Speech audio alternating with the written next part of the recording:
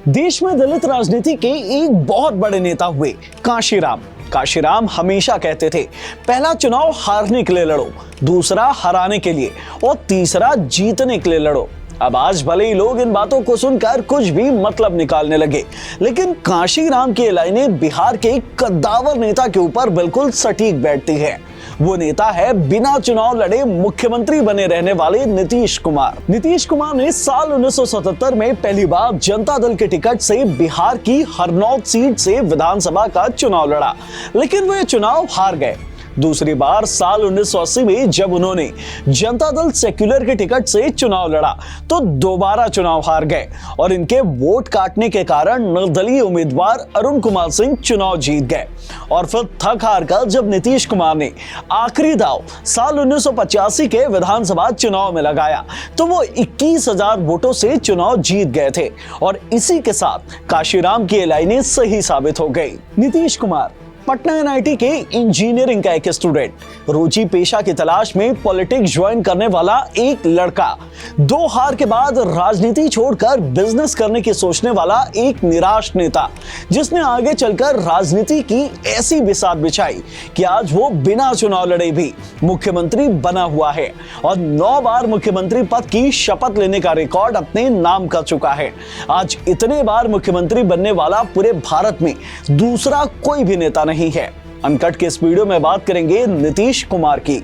Hello everyone, I am Himanshu and you are watching Uncut. Bihar के बख्तियारपुर जिले में एक गांव है हकीकतपुर। 1 मार्च साल 1951 को नीतीश कुमार का इसी गांव में जन्म हुआ था। नीतीश कुमार ने स्कूलिंग करने के बाद इंजीनियरिंग करने की सोची और पटना एनआईटी में एडमिशन ले लिया। नीतीश पढ़ाई के दौरान जेपी से काफी प्रभावित हुए और जब इंजीनियरिंग पूरी कर पास आउट हुए तो मंजू से उनकी शादी हो गई। मंजू उस वक्त सरकारी स्कूल में टीचर हुआ करती थी। नीतीश कुमार जब 2 चुनाव हार चुके थे तब उन्होंने अपनी पत्नी के ही बचा कर रखे 20,000 रुपयों से साल 1985 का विधानसभा चुनाव लड़ा था और विधायक बन गए थे। तब से अब तक नीतीश कुमार ने कभी पीछे मुड़कर नहीं देखा। साल 1985 में विधायक बनने के बाद नीतीश कुमार ने अगला दांव खेला लोकसभा चुनाव के लिए। साल 1989 में नीतीश कुमार ने बाढ़ लोकसभा सीट से चुनाव लड़ा और फिर कंटिन्यू इसी सीट से 5 बार सांसद बनकर आते रहे। नीतीश साल 1989, 1991, 1996, 1998 और 99 में बाढ़ सीट से चुनाव जीता।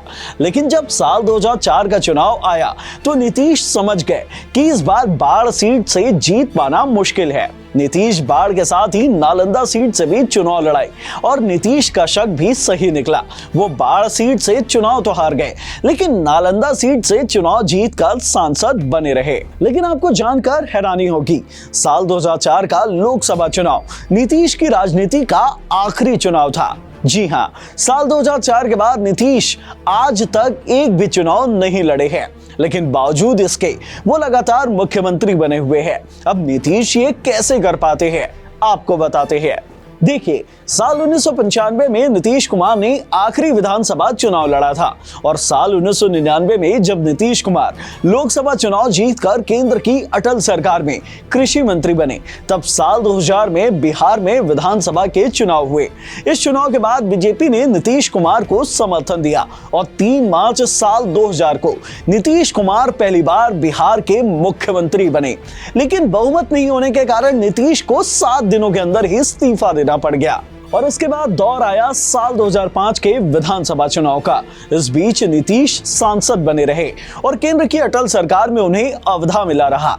साल 2005 में जब जेडीयू और बीजेपी गठबंधन ने सरकार बनाई तो नीतीश कुमार दूसरी बार बिहार के मुख्यमंत्री बने और तब से अब तक नीतीश कंटिन्यू बिहार के मुख्यमंत्री है। इस बीच मई 2014 से फरवरी 2015 तक एक छोटे से पीरियड के लिए जीतन राम मांझी मुख्यमंत्री बने थे, लेकिन इसके बाद कंटिन्यू नीतीश कुमार बिहार के मुख्यमंत्री हैं और वो कोई चुनाव भी नहीं लड़ते।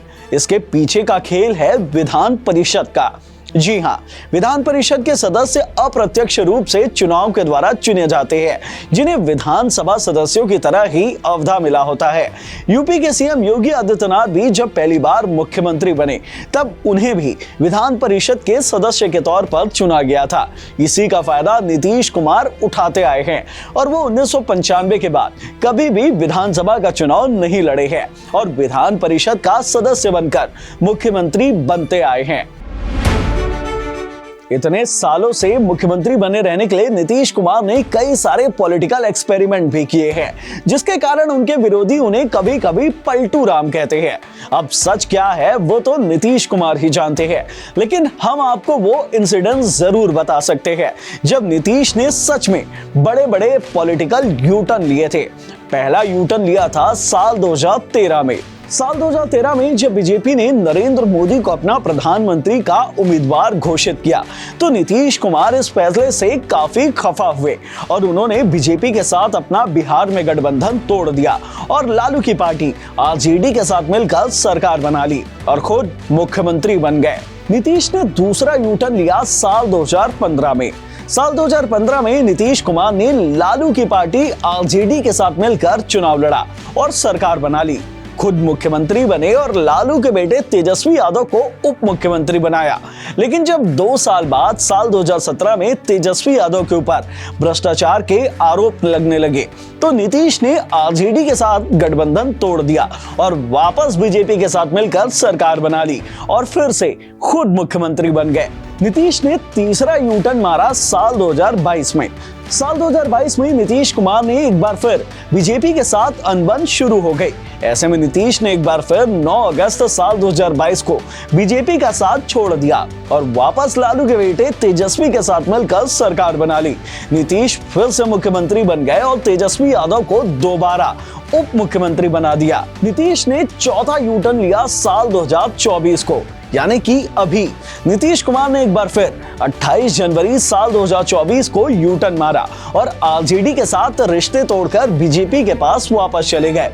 बीजेपी के साथ मिलकर सरकार बनाई और 9वीं बार मुख्यमंत्री पद की शपथ ले ली और इस बार बीजेपी के 2 नेताओं को उप मुख्यमंत्री भी बनवा लिया है। तो ये थी बिहार के उस इंजीनियर की कहानी जो कभी हार से निराश होकर राजनीति छोड़कर बिजनेस करना चाहता था, लेकिन वक्त बदला और उस इंजीनियर से नेता बने लड़के ने राजनीति की ऐसी बिसात बिछाई कि आज बिना चुनाव लड़े भी ये नेता मुख्यमंत्री बना हुआ है और 9वीं बार मुख्यमंत्री पद की शपथ ले चुका है।